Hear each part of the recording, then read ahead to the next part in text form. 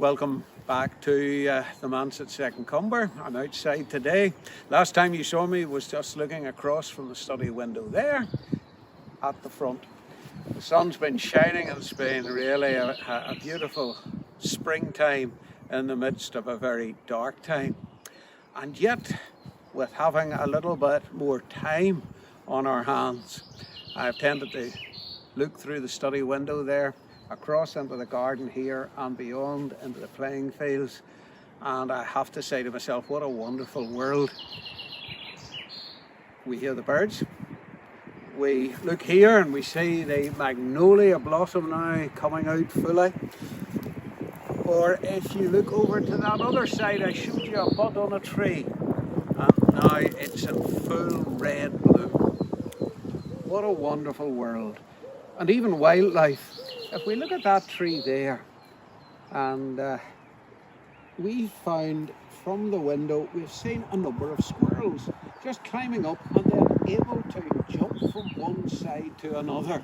Capturing them can be quite difficult.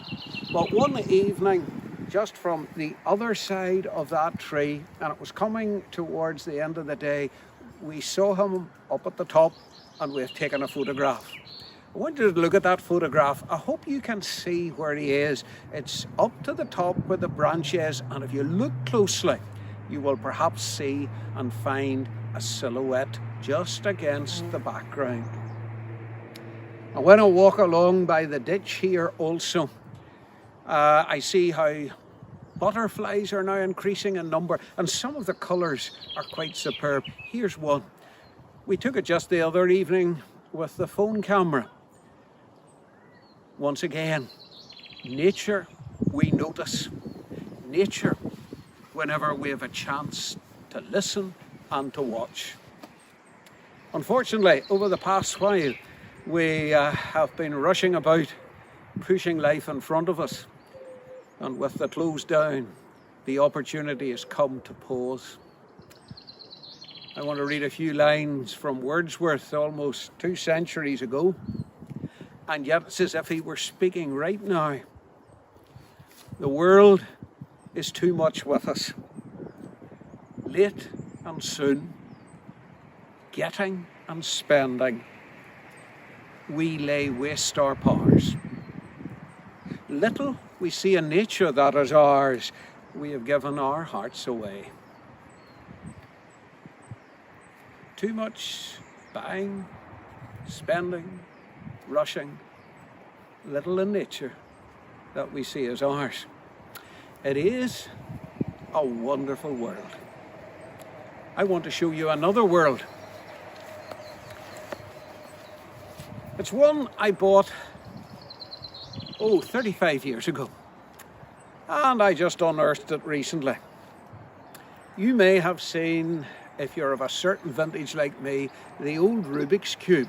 You had a cube and you moved it back and forward, different angles to get numbers or anything else lined up. It was really a puzzle.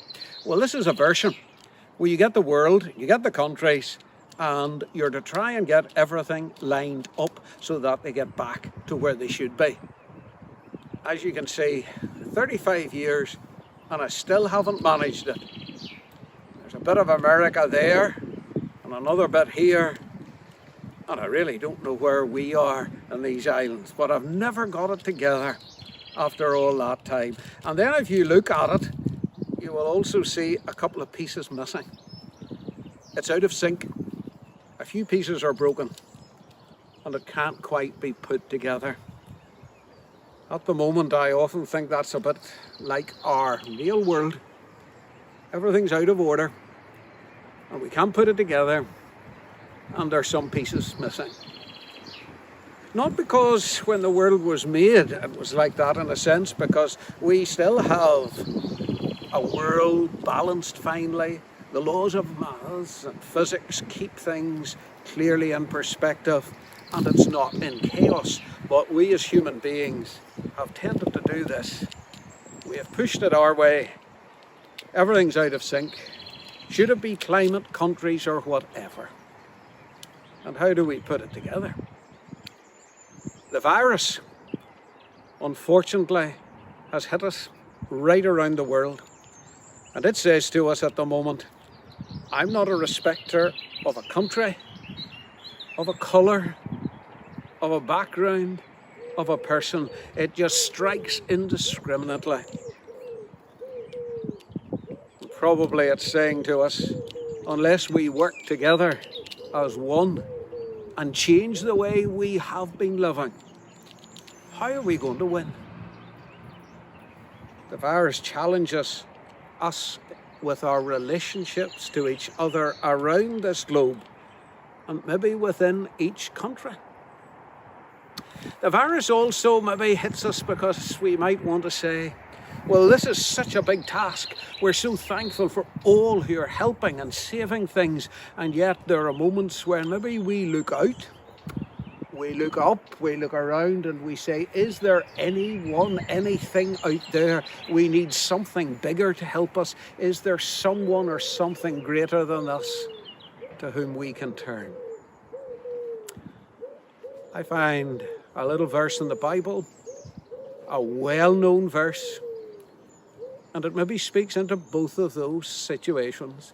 For God so loved the world. God does love the world. God does love all its peoples. And God wants us to build new relationships together. I hope we might learn when this is all over. Because another verse in the book of Acts says, from one man, all nations came about. Therefore, we are interconnected with each other around this globe and this planet.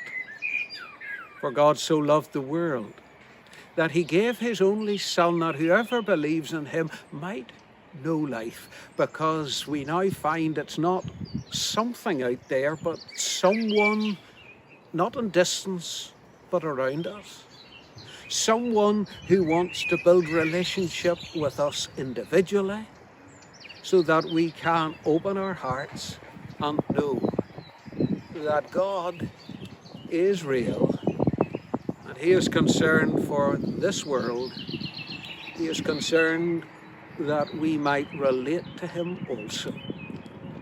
For God so loved the world that he gave his Son. Well, if I can, I'm going to try and... No, I still can't put it together. But maybe as a finish, if you look at it closely, you might see a missing piece that takes us back a few days ago to Easter. And I ask us maybe to think, is that the key piece that might put it together, or maybe put us together?